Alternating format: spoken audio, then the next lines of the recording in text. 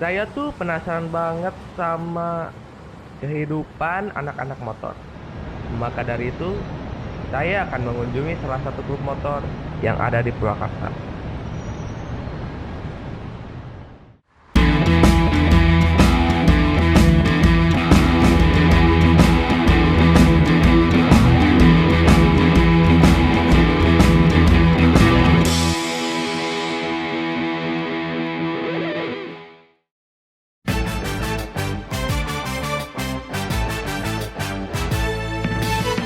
Satu hari bersama Koloni Pengacara mempersembahkan Posko Purwakarta.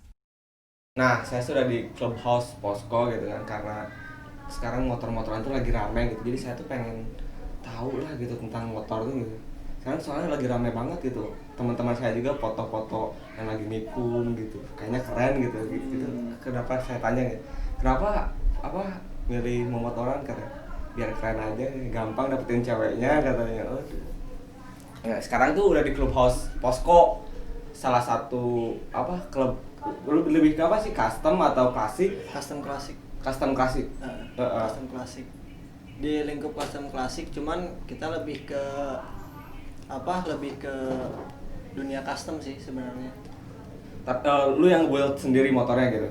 Beberapa sih, ada yang udah jadi dia beli, terus ada juga yang emang mulai dari nol ngerakit, modal mesin doang gitu. Di sini gitu, Di sini. dibikinnya gitu. Di sini. Oh.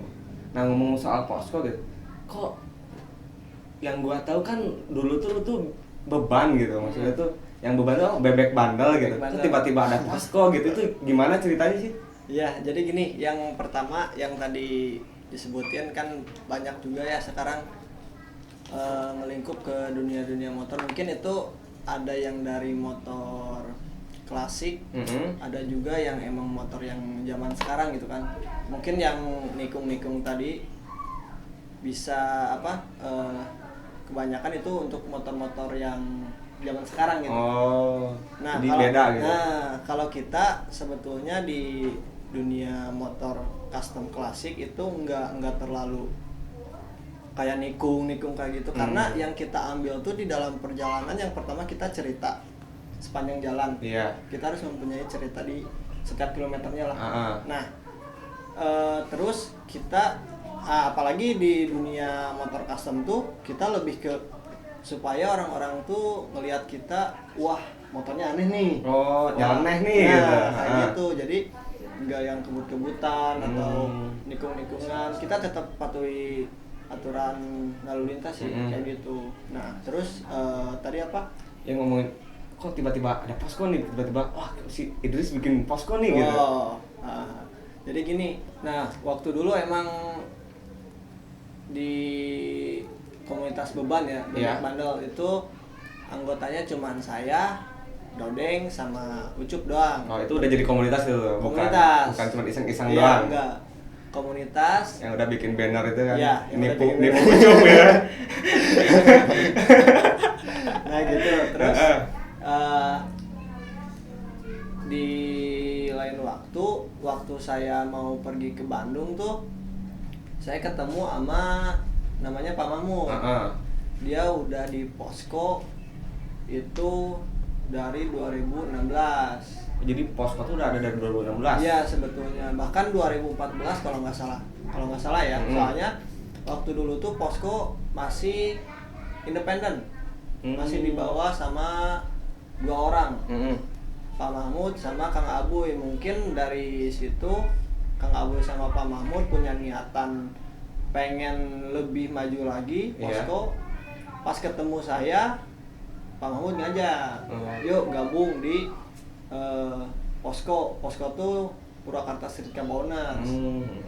Jadi motor-motor yang model-model mesin tidur, cuman agak di custom lah sedikit. Nah, waktu dulu kebetulan saya sebelum punya motor yang sekarang itu, motornya itu Street Cup. Street Cup itu ya. Diajakin sama Pak Mahmud buat kita majuin nama Posko bareng-bareng. Akhirnya saya, Dodeng sama Ucup ngobrol dan hasilnya ya udah kita gabung aja ke Posko gitu. Berarti itu proses ajak mengajaknya itu unik kayaknya. Jadi waktu dulu tuh setiap kita ngajak anggota yang bertahan sampai sekarang itu kita di jalan. Semisalkan ada orang yang pakai motor street cup, Motor sama gitu. motornya sama street cup nih modelnya, kita berhentiin. Kita ajak komunikasi dulu, ngobrol-ngobrol sedikit, lalu kita minta nomor HP-nya, masukin ke grup. Waktu dulu ketemu di jalan, ngobrol, minta nomor HP, nomor WA, langsung masukin grup. Nggak ada rules tertentu, beda sama sekarang. Iya, gitu. langsung diajak klub motor gitu. Pas saya dulu Komunitas pernah sih. waktu dulu masih komunitas. Pas saya dulu diberhentiin di jalan, ya, dipinta nomor HP, dimasukin ke grup MLM. Itu beda. Oh beda, kirain sama tekniknya gitu, strateginya. Ya mungkin gitu. tekniknya ke situ-situ juga sih. Soalnya waktu dulu tuh kita nggak melihat ke seberapa majunya sih, lebih ke kita kumpulin anak-anaknya dulu, baru kita maju ke tahap berikutnya.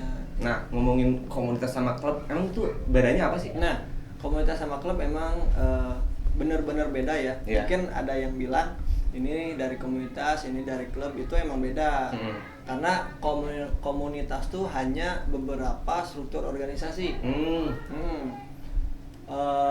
Paling ketua, wakil ketua, sama bendahara, sama sekretaris. Untuk divisi yang lain mungkin nggak ada. Adapun itu hanya beberapa dari komunitas tersebut. Nah, kalau untuk klub itu, jadi kita benar-benar terorganisir. Dari sisi struktural organisasi, dari ADART itu anggaran dasar, anggaran rumah tangga, yang menjadi panduan sebuah klub motor. Jadi nggak asal buat gitu. Nah, gitu. Nggak cuman kopdar langsung nge-labelin diri kita bikin aja nama ini gitu. Enggak, Besok kita rolling. Nah, kalau misalkan kayak gitu itu disebutnya komunitas. Kalau misalkan klub tuh kita ada kopdar, ada namanya rapat wajib, rapat terbuka, terus kegiatan-kegiatan tuh kita emang harus benar-benar rutin gitu. Nah, di klub ini pun berbagai macam genre sih sebenarnya. Jadi kan kita di dunia klub motor tuh ada struktur organisasi ya. Iya. Nah, di klub ini pun kalau misalkan dari Posko sendiri, kita lebih ngiblatnya ke Inggris, American style. Emang beda gitu? Apa yang ngebedain American style sama Inggris gitu? Untuk American style sama Inggris mungkin dari model-model motor juga ya. Terus dari nama-nama jabatan pun mungkin agak sedikit berbeda. Misalkan kalau misalkan di komunitas kan itu ketua. Kalau di Posko untuk sekarang itu presiden. Ada presiden, ada sekretaris, ada enforcer sebagai penasehat kita, ada juga askiker dan treasure. Treasure itu kalau di kita bendahara gitu. Berarti Posko mengusung American style gitu. American style, cuman kita nggak terlalu ke American style. Jadi kita Amerika, Inggris, itu doang sih, dua kiblat itu, dua genre itu yang kita lingkup. Berarti sekarang Posko udah berjalan berapa lama sih? Sekarang itu maju ke 3 tahun. Maju ke 3 tahun. Kemarin baru 2 tahun kita merayakan khusus member-member kita.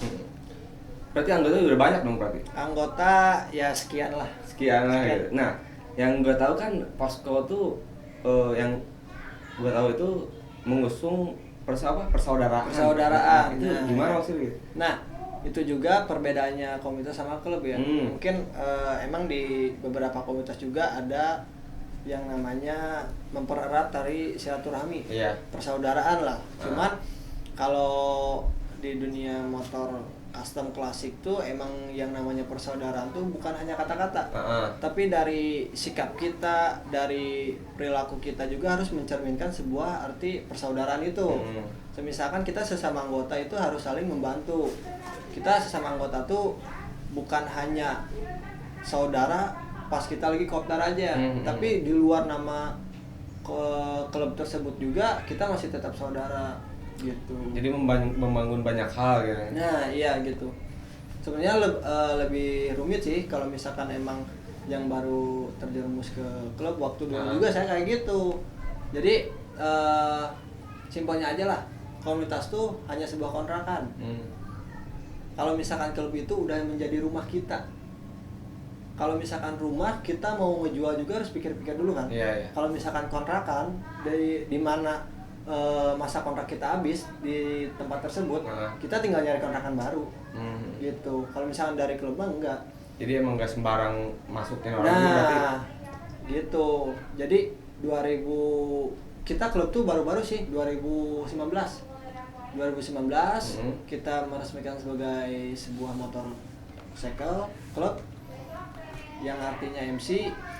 Makanya kita dari sisi logo, dari sisi ADRT kita lebih difokuskan lagi gitu. Nah kalau misalkan gua mau masuk nih ke klub dulu nih, tahapannya gimana itu? Nah, Apakah harus disuruh ngebacok orang dulu di jalan? enggak sih. Kalau kayak gitu kan emang ada juga ya yang kayak gitu. Cuman kalau klub motor tuh beda sama geng. Oh beda lagi tuh. Beda lagi. Geng, komunitas sama klub. Beda lagi. Jadi kalau misalkan di Posko tuh ada beberapa tahap. Yang pertama keluarga besar. Keluarga besar tuh dia belum diakui sebagai siapa-siapa. Masih hanya ikut-ikutan doang gitu kan. Terus ada setelah keluarga besar ada yang namanya prospek. Nah, jadi kalau misalkan mau masuk ke Posko tuh harus melewati keluarga besar dulu. Selang beberapa waktu kalau misalkan dari pengurus itu mengiyakan dia untuk lanjut ke tahap selanjutnya, dia masuk ke prospek. Nah, di prospek sendiri itu sebetulnya emang gak mudah karena di keluarga besar pun kita lihat pergerakannya. Nah, masa prospek juga kita nggak tentuin berapa bulan, berapa tahun. Kalau misalkan emang dia masih layak di prospek ya udah prospek aja. Belum layak naik jadi member gitu. Dia masih cocok nih di prospek ya udahlah kita dimin aja di prospek gitu. Cuman kalau misalkan emang dari tingkah laku, dari kontribusi dia ke Posko untuk naik ke tahap selanjutnya kita naikin. Nah, sehabis prospek tuh kita ada member tuh masih polos ya kalau misalkan di kita, maksudnya masih polos tuh dia baru lahir lah.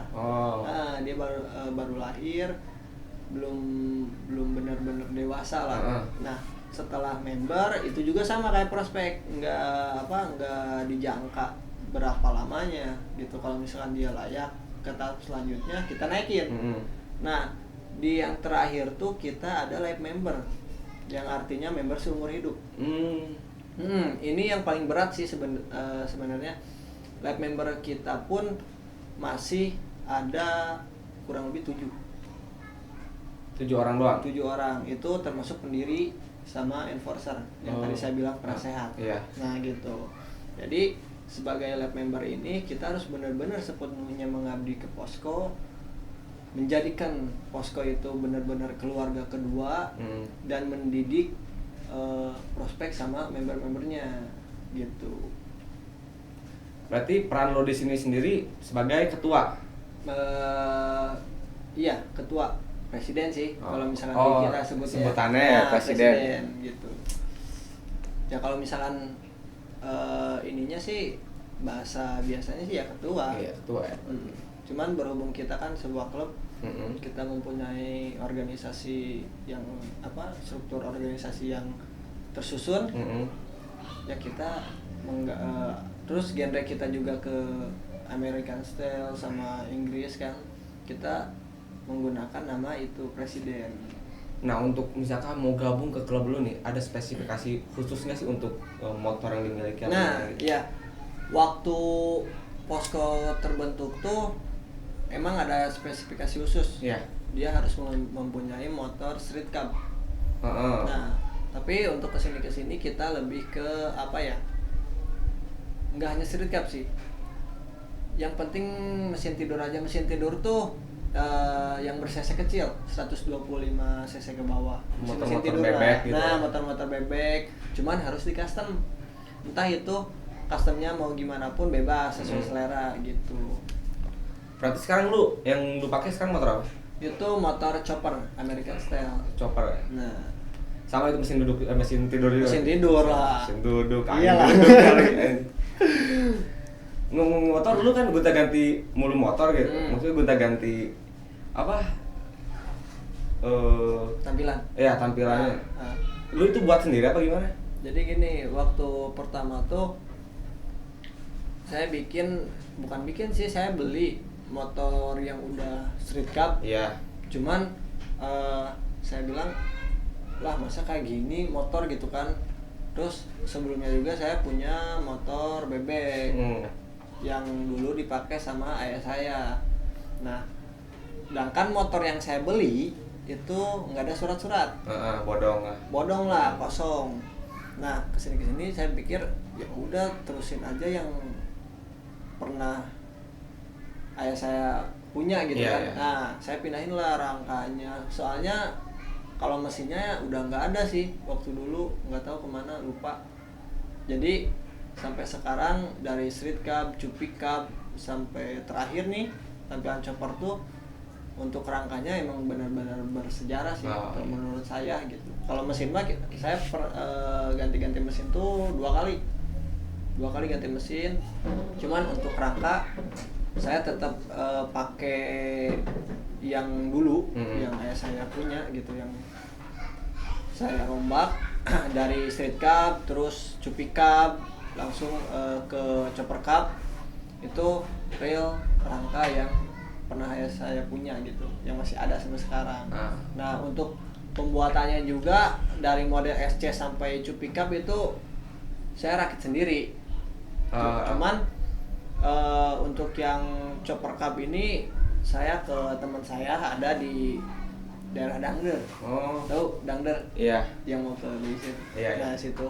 Oh itu yang ngebuat juga itu. Nah, itu yang buat juga. Saya pertamanya ke situ sebelum saya sering ngebongkar-bongkar di sini, sering bikin rangka-rangka di sini. Saya ke sana.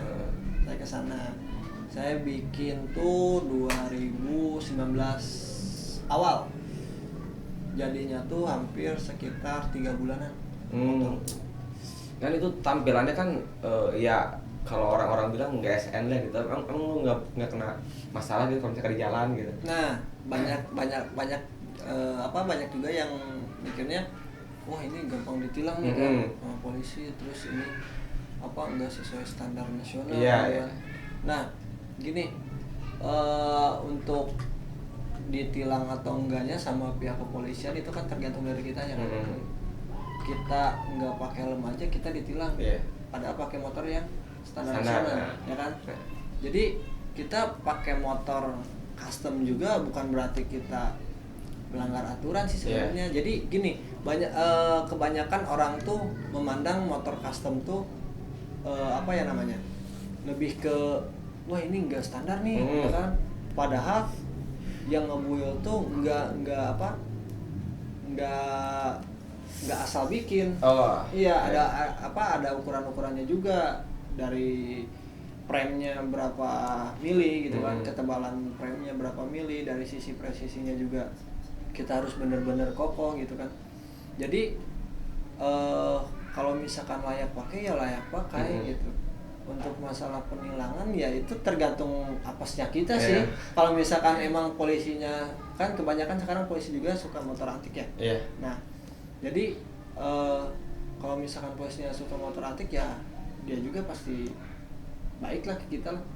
Lanjut aja gitu. Asal teman semuanya. Gitu. Nah, ketika lu melakukan kompoi-kompoi kayak gitu kan istilahnya gitu, bagi beberapa orang gitu, lu bisa aja meresahkan di jalan gitu. Nah, perspektif lu tentang itu tuh gimana sih maksudnya? Nah, meresahkannya apa dulu nih? Kan suka ada yang kalau yang turun tuh yang asal motong jalan atau gimana gitu. Mungkin itu kalau misalkan ada pengawalan dari kepolisian sih yang motong-motong jalan. Kalau misalkan kita sendiri, kalau misalkan touring ya kita tetap safety riding. Ya misalkan kita touring jauh nih, Iya. masa iya kita harus terobos-terobos jalan. Sedangkan resiko di jalanan tuh kita tahu sendiri gitu kan, emang benar-benar kalau misalkan kalau misalkan kecelakaan tuh, kalau misalkan nggak mati di tempat, Iya. ya kita koma kayak apa kayak. Nah itu kita menghindari dari situ sih sebetulnya. Jadi yang orang-orang pikirin tuh apa, yang touring tuh bawa motornya arogan itu hanya beberapa. Nggak semuanya. Iya, nggak semuanya. Nggak semuanya komunitas atau klub motor itu kayak gitu. Nah, tujuan lu sendiri ngebangun klub motor tuh untuk apa sih? Untuk hobi doang kah, atau untuk apa? Ngumpul-ngumpul orang-orang yang sehobi doang kah, atau gimana gitu? Mungkin dari beberapa pendiri beda-beda ya. Kalau dari saya tuh lebih ke saya pengen punya keluarga kedua di luar tuh. Oh, iya. Selain di rumah, saya pengen punya keluarga kedua di luar. Ya sebelum saya di dunia motor juga, saya di dunia yang lain gitu. Maksudnya dunia yang itu bukan hantu ya. Iya. Dunia komunitas yang lain gitu kan. Dari musik, dari yang lainnya. Cuman yang saya dapetin bener-bener arti persaudaraan tuh ya di sini, Iya. di klub motor gitu. Jadi pengen ada keluarga kedua di luar rumah gitu, yang bakal ngejaga, ngedidik, ya kan? Nah gitu sih. Berarti emang lu menganggapnya ini bukan sekumpulan orang yang hobinya sama doang ya? Enggak. Lebih dari itu ya? Mungkin didasari dengan motor gitu. Nah, berhubung gue pengen tahu kan gimana sih keseharian kalau misalkan klub motor itu kumpul-kumpul tuh gitu. Nah, versi Posko tersendiri tuh kalau ketika kopdar atau bikin acara tuh gimana gitu? Kalau misalkan kopdar kita tiap 1 minggu sekali ya, setiap malam minggu. Dan itu apa aja yang dilakuin gitu? Nah, yang dilakuin itu kita buka forum. Entah itu pembahasannya apa, yang penting kita buka forum untuk mempererat sesama anggota sih, persaudaraan sesama anggota nih, kayak gitu. Adapun kita kegiatan rutin, semisalkan kalau di Posko tuh ada 6 bulan sekali itu kita camping. Camping ride kita setiap 6 bulan sekali tuh. Yeah. Nah terus ada juga rapat wajib yang dihadiri oleh pengurus serta pendiri-pendiri. Ada rapat wajib, ada juga kita rapat rutin, cuman itu kalau misalkan dibutuhkan. Nah itu dihadiri oleh pengurus, pendiri serta anggota, bahkan prospek pun datang gitu. Kalau cuman jalan-jalan doang gitu apa? Sebutannya rolling doang gitu.